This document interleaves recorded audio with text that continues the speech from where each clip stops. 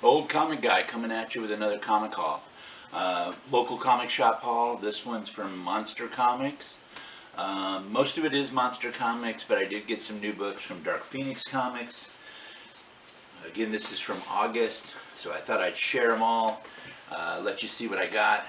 So let me do the new books that come from Dark Phoenix. Again, I've mentioned this. Monster Comics has a little booth set up inside his store. Predominantly the old books, the dollar books, those are his. And he's got a dollar book section, he's got a $2 book section, and then he's got his just regular back issues and wall books and stuff like that. And then on one side he's got a bunch of little shops. And they have everything from Pokemon cards, action figures, some comics, some original artwork, Stuck Ducks in there, Clueless Collector, a bunch of others.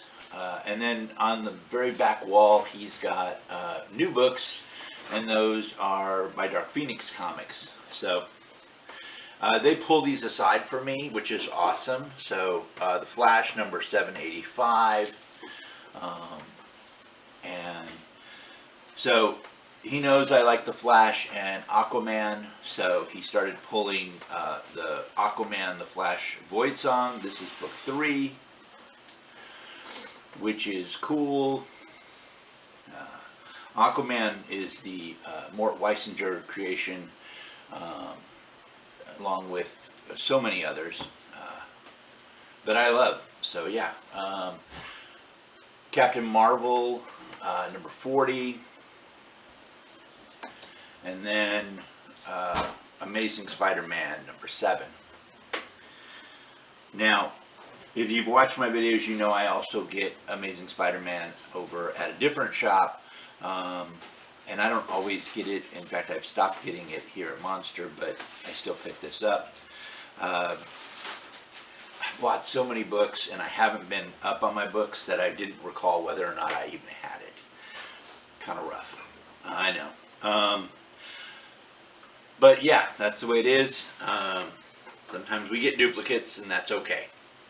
Picked up this pretty cool Tyler Kirkham cover. This is Ben Reilly in Spider-Man. So I thought that was pretty cool. And then, and that's so this was actually from Monster, not from Dark Phoenix. He had gotten these exclusive, not exclusive, but he got them when he had Tyler Kirkham coming, and so that was pretty cool. And then I picked up a bunch of old books, because that's really why I go to the shop. That, and I feel like Norm walking into Cheers, right? Every time I go in. So I love that. Gotta say, love that. When you feel so welcome at a place that it's just that comfortable, that's pretty awesome, I think. I picked up Teen Titans number 44, and so what was interesting, you know, I chose this one on purpose because the Teen Titans was on hiatus. Basically, it got canceled at issue 43 back in 1973, and then they continued it, or it came back in 1976 with this, issue 44. The writers Paul Levitz and Bob Rozakis, and in this issue, Mal Duncan dons. So Mal is this guy. He was our one of our uncostumed Teen Titans, along with Narc and Lilith back in the day. And he dons the Guardian exoskeleton suit to become the new Guardian, which is very short-lived.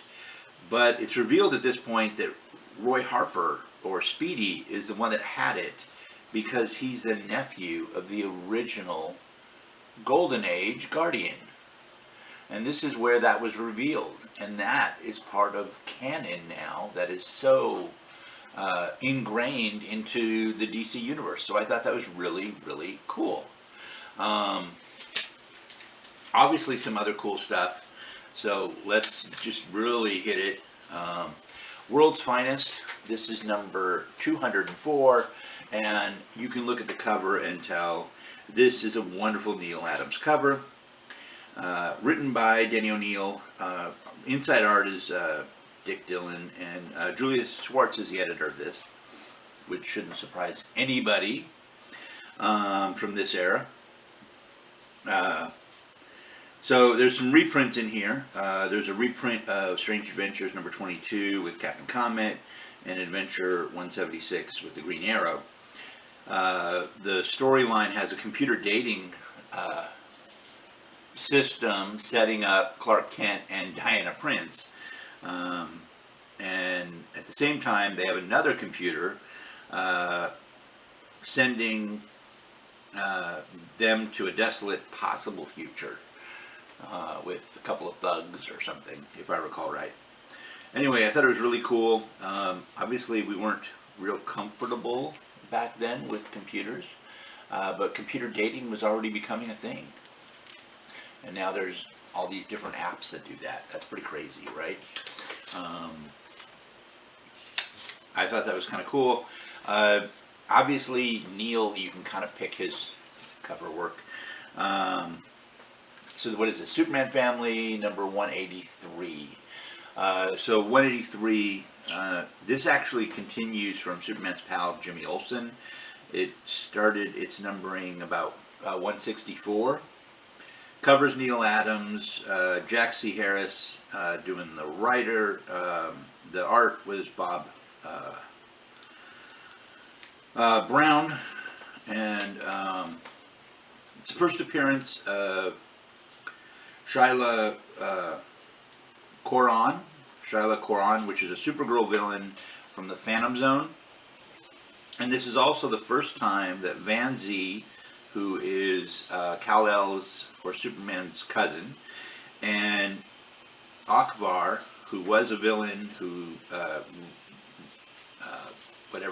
changed his ways, served his time, came out of the Phantom Zone, and they were friends of Kal-El's in Kandor, and this is the first appearance of them as Nightwing and Flamebird, the characters that the old Kryptonian heroes that Superman and Jimmy Olsen emulated at one point. So I thought that was kind of cool.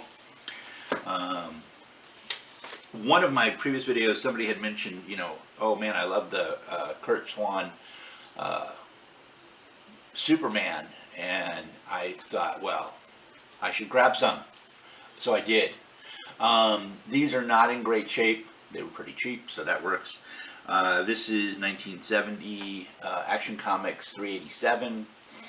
And these must have come out of the same collection, because there's a set of these that are pretty much the same.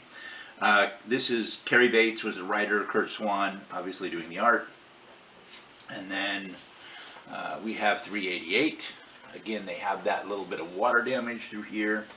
But again, they weren't very expensive, so that's pretty cool. And of course, they're old, so that's awesome, cool. This one, still with the Kurt Swan art, this has, the writer is Leo Dorfman on this. And Cary Bates and Leo Dorfman did a bunch of the writing on a bunch of these old Action Comics. 389, 390, and Cary Bates for me was the Flash Trial, like he was the writer for that. And of course Kurt Swan has always been the Superman guy. So that's 390, 391 with the imaginary story. So if it's got an imaginary story, it must be Robert Kanigher, who was the writer, because, yeah. Cover's still Kurt Swan, but the inside art is Ross Andru. And that seemed to be the case with a lot of these imaginary tales, at least back then. 391, 392, continuing where the other one left off. So again, Robert Kanigher, Ross Andru, Kurt Swan on the cover, but the imaginary tale. And then I kept going with it because, why not? This is issue 417. Leo Dorfman, Kurt Swan. Interestingly, Flip Wilson's mentioned in this. In one of the previous ones, I don't remember which one exactly, Mel Brooks is mentioned. They mention real life people, right? Because comics were supposed to be, these characters existed in the real world, was kind of the idea that they were trying to showcase, if you will. So, yeah. This is Superman. So most of those were not in great shape. I mentioned that. At best, good. That may have been pushing it, actually, on some of those. This is Superman issue 131. This is a nice 10-center. This is a VG to find. It covers Kurt Swan. Jerry Coleman and was a writer. Al Plastino. This is from 1959. That's pretty cool. And then we have another imaginary story. This one is not Robert Kanigher. This is issue 149. 149. This actually has Jerry Siegel as the artist. Kurt Swan is the art. This is 1960. 61. The editor is Mort Weisinger, which, you know, if you, I love Mort. Soup dies in this imaginary tale, and yeah, it is Jerry Siegel killing off Superman. This one's in good condition. Next we have issue 209. This is Cary Bates, Kurt Swan, Mort Weisinger. Mort insisted on being more scientific, bringing a more scientific explanation to Superman's powers. Back through the 40s, 50s, and 60s when he was the editor. And he's also created like a ton of DC characters that are still famous today. So Aquaman, Green Arrow, also the Green, Johnny Quick, Vigilante, Tarantula, all of their like groups, so that whole family, so like all of the Aquaman characters and most of the villains, Green Arrow's characters and most of those villains. So he just created so many characters over the years. He's just done so much for DC. This is issue 211. This is 1968. The writers Frank Robbins, Ross Andrew did the art. Cover, of course, Kurt Swan. This had E. Nelson, or Edward Nelson Birdwell, who, as the editor, he did edit some of these mixed in with Mort Weisinger. So that's, I'm not sure why that is, but that's what was going on. This has Rembrandt's painting with the Night Guard. And we call it the Night Watch. That's what we call it nowadays, but it wasn't called that when he originally painted it. It didn't take that name until late 1700s, maybe early, I don't know, 1799 or so, when the varnish darkened and darkened the appearance, and so we started calling it Night Watch, and that's the name that stuck. In this, in 1968, they were calling it Night Watch still, even though the varnish was removed around the 1940s, without damaging the actual painting. And they, but he goes back in time to help Rembrandt, and it wouldn't have been called Night Watch then, so that was kind of weird. But, you know, I don't know that they did a lot of historical research.